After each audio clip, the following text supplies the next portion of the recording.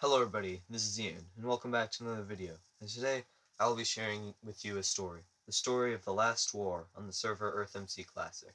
Now, for some background info for the newer players of EarthMC, EarthM Classic was the first variant of EarthMC that lasted from late 2016 up until late 2019 before it was shut down and has since not been reopened.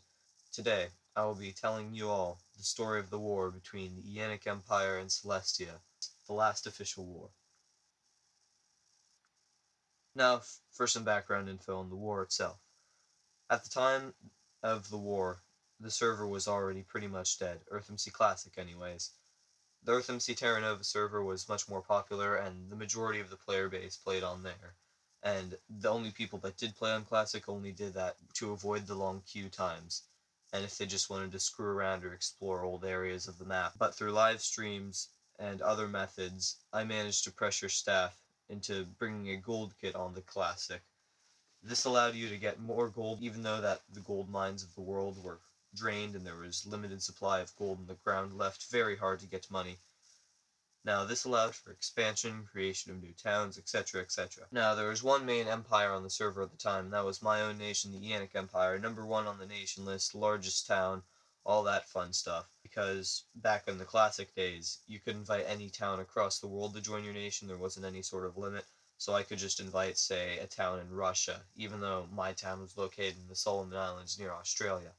This worked to my advantage, having colonies across Europe, Asia, Africa, all over the place. Now, a group of players that were active in my town at the time decided to leave, led by I'm a British Cow, I believe his username was. He and his friends went to form the town of Celestia in Greenland. Now, originally, they agreed to join the Jannik Empire, and so they did. They were part of my nation, but they were their own separate town, and I had foreseen what was to come. Now, people never stick with the same nation. They always desire for independence for their own country. So I set up an outpost maybe 5 or 6 chunks away from their town, just in case anything were to happen. I believe it was a couple of weeks at most until they left the nation, at least a couple of days. I don't remember exactly, as this was quite some time ago. War was inevitable. I'm going to open Discord right now, and read out some things to you from at everyone. We have reports of grief threats in Margopolis. Celestia has left the nation. Prepare yourselves for attacks against them. I will attempt to get them to rejoin. They had created their own nation, and now we're launching an attack on Margopolis. They made a crater outside. I'll put up a picture of it. They said they fixed it and they were sorry, but this would not stop the war. What happened next was the Battle of Margopolis. Basically, a few people tried to attack my town. In claims, I toggled PvP, I fought him for a while, I managed to trap a player named Luca 2015, I killed him and took his elytra and armor. So, first battle in Margopolis was a huge victory. We killed Luca 2015, they lost an elytra, they lost diamond gear, and then we started to attack Celestia. Now, what would an attack on Celestia look like? Well, the first battle of Celestia, there was actually no winner. Basically, what would happen there is that it was just me and their town owner online. We had a little 1v1 outside. Nobody really won. If I remember correctly, there was a lot of claim hiding on both sides, and it wasn't really excited. Yeah, Bunny and I were just like running back and forth. It was just a pointless 1v1. No winner of the first battle of Celestia. Now, the second battle of Celestia occurred the next day, and this battle was another huge Megapolis victory.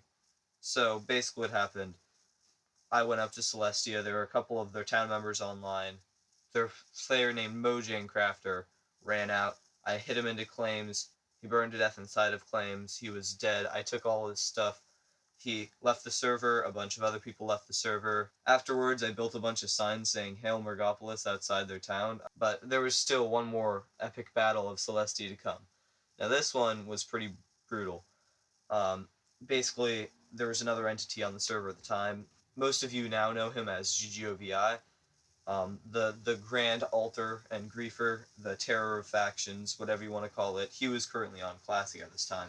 He was known as Communist Glory or Communist Crusader, bunch of different alt names as well, and he was technically on my side, though he griefed both sides during the war, but Celestia much more heavily. he did most of the work with the bombing and griefing.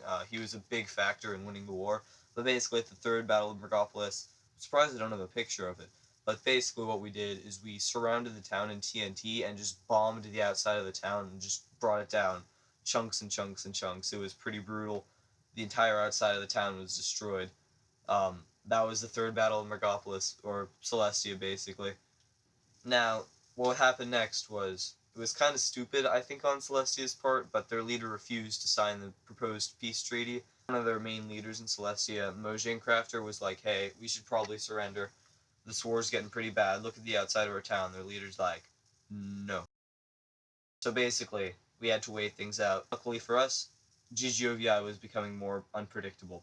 Basically, they bombed a bunch of the Jannik Empire towns. I believe they did a small one outside of Mergopolis, GGOVI, and his alts. But yeah, he was bombing a bunch of towns with TNT in both of our nations, Celestia, very heavily. And so we both agreed to sign peace. And here is the peace treaty I'm going to read out.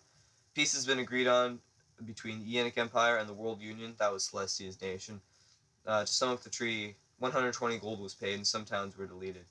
People joined Celestia, and Mojang Crafter and I have created the LON, League of Nations, to deal with the current terrorist threat. That's what we called GGOVI at the time.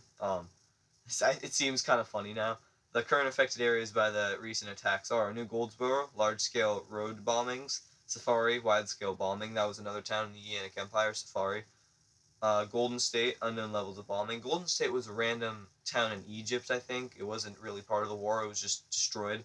And then Celestia, this was before, this was after the bombings. The northern part of Celestia was completely torn down by a GGOVI alt due to lack of proper perm setup, so the entire north of the town was just flattened to nothing. So Celestia was pretty badly destroyed there. And then what happened next is pretty brutal. GGOVI got into Celestia on an alt, became a chancellor, and just completely unclaimed the town and destroyed it. I'll put up a picture of this at the moment, and this is basically where everything kind of teetered off. Peace between Celestia and I was done. We were at peace. The war between us was over. It was just mainly Celestia versus GGOVI at the time. I wasn't really getting grief, so I wasn't really putting in any major efforts. I kind of just thought it was funny that GGOVI was still doing his thing in Celestia, and so I encouraged him a bit.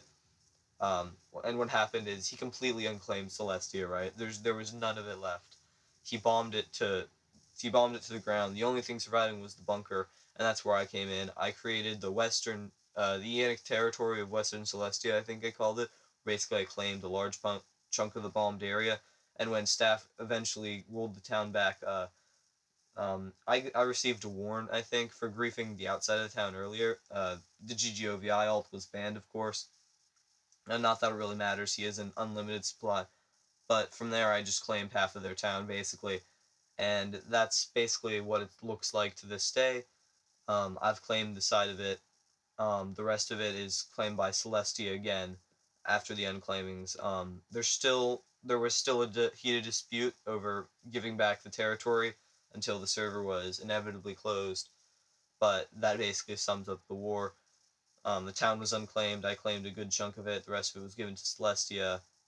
If you're wondering where I got all of this stuff from, I didn't just pull it out of my head. This is from countless Discord screenshots, a bunch of stuff like that. So it's great that I was able to preserve all of this, and I'm glad I did because this was a big event. It was a lot of fun to participate in, and yeah, thank you all for watching.